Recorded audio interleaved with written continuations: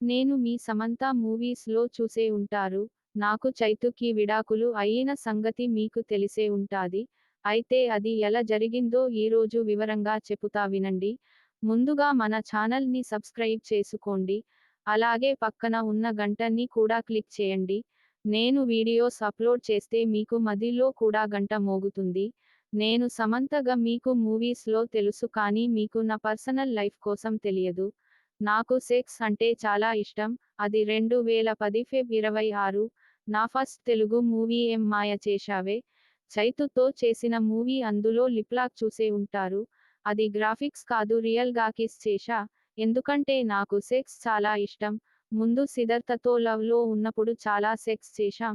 కానీ తరువాత చైతుతో పెళ్ళైక నా కోరికలు తీర్చలేకపోయాడు చైతు. అందుకే నేను చాలా అబ్బాయిలతో సెక్స్ చేసేదాన్ని, హీరోస్ తో కూడా సెక్స్ చేసేదాన్ని. కానీ ఎవరూ నా దాహాన్ని తీర్చలేకపోయారు. అందుకే సేతుపతితో సెక్స్ చేస్తూ హోటల్లో దొరికిపోయా చైతుకి. చాలా గొడవలు జరిగాయి ఇంట్లో.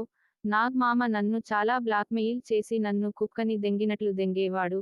అది తట్టుకోలేక చైతుకి విడాకులు ఇచ్చేసా. ఒకసారి నా పుక్కు దురదగా ఉంటే కిచెన్ లో ఒక పెద్ద క్యారెట్ తీసుకొని పుక్కు లోపల పెట్టుకున్నా. నాగ్ మామ చూసి నన్ను బ్లాక్మెయిల్ చేయడం స్టార్ట్ చేశాడు. రోజు నైట్ నాగ్ మామ నన్ను రూమ్ కి తీసుకొని పోయి దెంగేవాడు. ఒకరోజు మాత్రం తాగేసి నా నోట్లో నాగ్ మామ మోడ్డ పెట్టి దెంగుతా లంజా మొండా నీ పుక్కుని దెంగుతా అంటూ నా నోట్లో కార్చేశాడు. నా గుద్ద మొత్తం నొప్పి వస్తుంది మామ అన్నా కూడా పట్టించుకోకుండా నా గుద్దని పగల్ దెంగాడు మామ. అందుకే రోజు వాళ్ళ టార్చర్ తట్టుకోలేక విడాకులు ఇచ్చేసా.